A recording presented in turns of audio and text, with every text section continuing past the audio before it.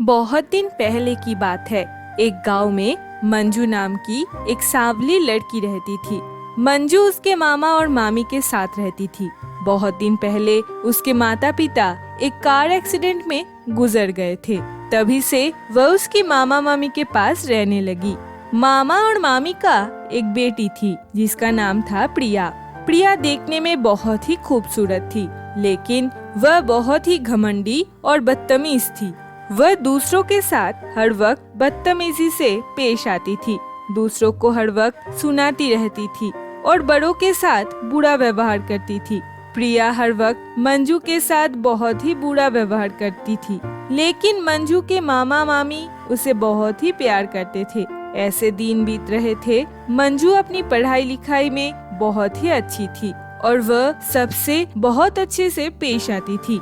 एक दिन प्रिया कुछ खरीदने मार्केट जा रही थी। तभी उसे मंजू आकर बोलती है, प्रिया, मुझे भी कुछ सामान खरीदने मार्केट जाना है। मैं भी तुम्हारे साथ मार्केट जाऊंगी।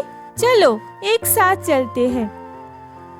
क्या मैं तुम्हारे साथ मार्केट जाऊं? तेरी काली शक्ल के लिए मुझे तुझे दिखने में भी घिन आती है और तू कह रही है मैं तेरे साथ मार्केट जाऊं? बिल्कुल भी संभव नहीं है। क्या बोल रही है प्रिया? किसी का काला रंग होना क्या जुर्म होता है? इसमें उसकी क्या दोष है? तुम अभी मंजू को लेकर ही मार्केट जाओगी। जाओ मंजू बेटी, जाकर तैयार होकर आओ। तभी प्रिया मंजू को लेकर मार्केट जाती है। फिर वह दोनों अपने अपने सामान खरीदने लग जाते हैं। तभी प्रिया के कुछ दोस्तों के साथ प्रिया की मुलाकात हो जाती है। अरे प्रिया, तुम इधर? अरे तुम लोग इधर? तुम लोग कब आए? क्या खरीद रहे हो ये? मैं यहाँ कुछ मेकअप की चीजें खरीदने आई थी। अरे वो कुछ नहीं, हम भी यहाँ मार्केट में मेकअप की चीजें खरीदने आए थे। तुम्हारे पास जो काली सी लड़की खड़ी थी वह कौन है? अरे वो हमारे घर की नौकर है। नौकर? घर के नौकर होकर ऐसे अच्छे अच्छे कपड़े पहना हुआ है। अरे यार पूछो मत, तुम्हें तो पता ही है मेरी माँ कितनी दयालु है, इसीलिए मेरी माँ ने मेरी पुराने कपड़े उससे दे दिया है। मंजू ये सब सुनकर बहुत ताज्जुब हो जाती है। उसे बहुत बुरा लगता है, इसीलिए वह मार्केट से निकलकर घर लौट आता है। घर लौट के वह अपने कमरे में जाकर रोने लगती है। तभी उसकी रोने की आवाज सुनकर मामी आ जाती है। क्या हुआ है मेरी बेटी को? ऐसे रो क्यों रही हो तुम बेटी? मैं काली हूँ, इसीलिए आज प्रिया ने सबके सामने मेरा अपमान किया है और कहा कि मैं उसके घर की नौकरानी हूँ। क्या ये सब बोला है प्रिया ने? दिन के दिन ये लड़की बदतमीज होती जा रही है। सुनो बेटी मंजू, इंसानों की शरीर के रंग से कभी कुछ विचार नहीं होते। जो लोग अच्छे होते हैं वह लोग कभी ऐसा नहीं कहते। मेरी बेटी को कुछ अक्ल नहीं है, इसीलिए वह ये सब कहती है। तुम उसकी बात का बुरा मत मानो बेटी। ऐसे ही प्रिया की मामी उसको समझा बुझाकर रात को सुला देती है।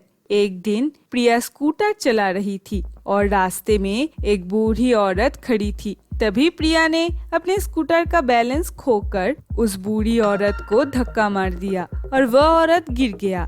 इससे बूढ़ी औरत का कपड़ा गंदा हो जाता है और उसके पैर और हाथों से खून निकलने लगता है। अरे बूढ़ी औरत, तुमने ये क्या कर दिया? तुम्हारे वजह से मेरा स्कूटर गंदा हो गया है। मैंने क्या किया? तुम ही तो मेरे ऊपर अपनी गाड़ी चला दी। मैं तो इधर ही चुपचाप खड़ी थी मेरी बेटी के लिए खाना लेकर, और तुमने मेरे ऊपर ही अपने स्कूटर चला दी। तुम ये कैसे कर सकती हो? मेरे शरीर से खून निकल रहा है, तुम्हें क्या दिखाई भी नहीं दे रहा? अरे बूढ़ी औरत, तुम्हारे शरीर से खून निकल रही है तो मैं क्या करूं? हटो यहाँ से, मेरे स्कूटर अभी खराब हो जाता। ये कहकर प्रिया वहाँ से बूढ़ी औरत को अकेला छोड़कर ही चला जाता है। उसी रास्ते से तब मंजू भी गुजर रही थी। मंजू ने जब उस बूढ़ी औरत को रास्ते में उस हालत में देखा, तभी मंजू उस औरत के पास गई। अरे, आपके शरीर से तो खून निकल रहा है, आपको तो हॉस्पिटल में भर्ती करना होगा, आप चलिए मेरे साथ। नहीं नहीं, मुझे हॉस्पिटल नहीं जाना, मुझे घर जाना है। घर में मेरी अंधे लाचार बेटी अकेली है।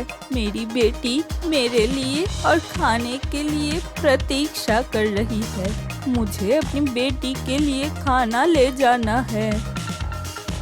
लेकिन आपका सब खाना रास्ते पर गिर गया है। कोई बात नहीं, मैं भूखी रह लूंगी, लेकिन मेरी बेटी को खाना खिलाना जरूरी है।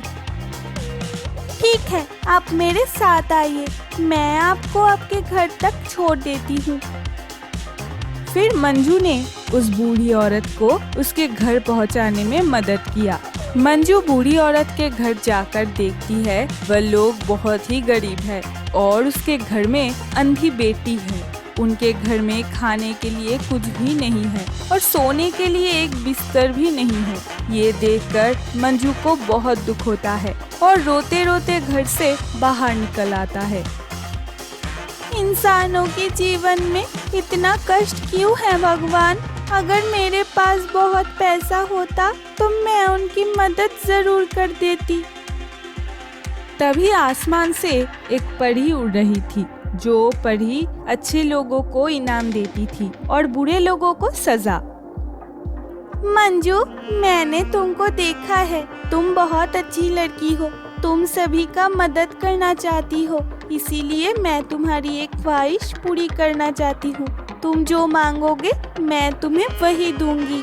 बताओ तुम्हें क्या चाहिए? मैं चाहती हूँ इस बूढ़ी औरत का घर एक बहुत अच्छा सुंदर घर में बदल जाए, इन लोगों के पास बहुत सारे पैसे आ जाए और इनकी जो अंधी बेटी है वो भी ठीक हो जाए। ये कहने के बाद ही बूढ़ी औरत का घर एक सुंदर घर में बदल गया और उनके पास बहुत सारे पैसे आ जाता है और उनकी बेटी अब अपने आँखों से देख भी सकती है। तुम बहुत अच्छी हो, तुमने अपने लिए कुछ नहीं मांगा, तुमने उस बूढ़ी औरत और उसकी बेटी के लिए मांगा है। तुम चाहते तो तुम्हारे लिए भी मांग सकते थे, लेकिन तुमने खुद के लिए कुछ भी नहीं मांगा। तुम सच में एक अच्छे इंसान हो। तुम तुम्हारे शरीर का काला रंग दूर करना चाहते थे तो वो भी मांग सकते थे, या तो पैसे भी मांग सकते थे, लेकिन अपने लिए ना मांग कर दूसरों के लिए मांगा। तुम बहुत ही नेक दिल की इंसान हो, इसीलिए मैं चाहती हूँ तुम्हारी सभी कष्ट दूर हो जाए। ये कहकर परी कुछ घास प्रकट करती है और मंजू से कहती है, इस घास को